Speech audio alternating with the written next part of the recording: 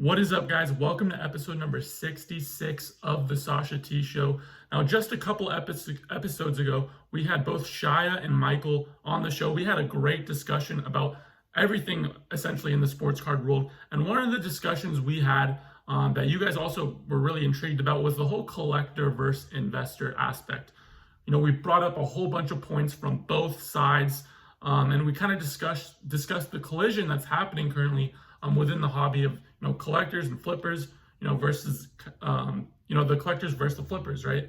Now, I kind of wanted to go a little bit more in depth about that, show kind of what I'm currently seeing and the trends that I'm seeing that maybe collectors aren't really seeing yet, as well as tying that into, are sports cards a short-term versus long-term play? Because I think they essentially kind of go hand in hand, right? So first things first, guys. Investors, flippers, yes, they're coming into the hobby. It is happening. And I don't necessarily think that's a bad thing whatsoever. This is the trend we're seeing. Now, in the beginning, guys, they're coming into the hobby, right? Just like any flipper or investor, to buy something for $1, to sell it for $5. To buy something for $20, sell it for $50. The whole aspect is on, the ROI. But a lot of these guys, right, they're not only resellers, they're sneakerheads. So what we're seeing with sneakerheads is they're very engaged with sneaker culture, which is also tied together with NBA culture, with basketball culture. They have a good knowledge of basketball, and in that turn, it helps them out with sports cards, essentially, right? Basketball specifically. Now, the trend that I'm starting to see is once they're in it for a couple weeks, whether that's a month, 2 months, 3 months, whatever it'll be, I'm seeing something very intriguing. They are still flipping, right? They're still flipping, trying to buy something again, like for $1, sell it for $5. But they're flipping, and then they're buying the cards that they want to buy. They're buying the players that they really love, that they really believe in. Now, this is very similar from a collector's point of view, right? They buy cards that they really like and then players that they really like. So essentially, flippers are what I'm starting to see, and I know this isn't the whole flipper and resale community yet for sports cards, but this is something that I'm seeing is, hey, they're making their money and then they're putting it back into the cards that they really like, which again is very, very similar to collectors. And now we're starting to see, and what I'm starting to see is that same passion that they have of those cards that they bought that they really love and really desire. And not really selling short term, they're holding that thing long term. That's the same sort of desire and passion that collectors have. It's very, very, very similar. It's early stages, yes, but it's very similar. There's a lot more similarities than differences between the two. And I know that's tough to see right now, but I think, as time goes along, hopefully collectors can see that. So essentially, the overview, the flippers are making, they're starting to see, the short-term investments are cool, but the longer-term plays, it's really where it's at, right? So they flip short-term in order to collect long-term, which is great to see. Now, in the show a couple episodes ago, we talked about the collector's point of view. That they are getting, collectors, they're not as focused on, their return on investment. They just want really cool cards that they love and they want to keep and they want to put in their display. But one thing I do want to point out, I've met a few real, true collectors where when I talk to them, they're never selling, their cards, right? I talked to one, I think a couple weeks ago, really cool guy. I said, what are you going to do? Like, are you going to sell them off? The return on investment is insane on some of these cards that he has. He says, no. They're with me till I die.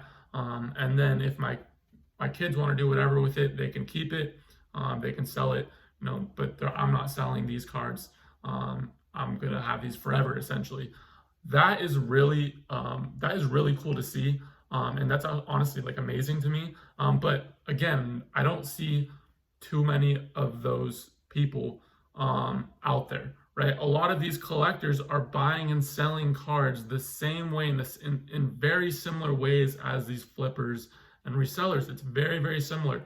I get the collectors' worries. They're getting priced out of a lot of cards, which I understand that sucks. And a lot of these base cards that, isn't necessarily, isn't desirable to collectors are going up. So that doesn't really make sense to them either, right? But at the same time, there's a lot of similarities in the way that they buy and sell, and a lot of the times these collectors are just mad that more and more people are finding out about what's going on in the sports card world and taking those kind of returns on investments out of their pockets essentially. And then more times than not, and something we did bring up with Shayah and Michael, I think Shayah brought this up. Is that more times than not, these collectors are just upset that they didn't buy more cards and make more of that money, right? And it's funny that we kind of bring that up because that's when we talk about collectors, we think of these guys as holding, their cards. Like I mentioned, the couple guys that I've met that are true collectors, which I totally understand, I totally get. But there's also, a portion of these guys that are doing the same thing as flippers and resellers. Obviously, that they have way more knowledge than people coming in, for 1, 2, 3, in it for, a couple weeks, right? But I think it's something important to point out and to show that, hey, look, these guys are, it's very similar to flippers and investors. They're kind of go hand in hand. Again, I think what we're also seeing is kind of the resellers and investors coming in. They're a little bit younger, right? They're the younger age, and the collectors are a little bit older heads, if you will.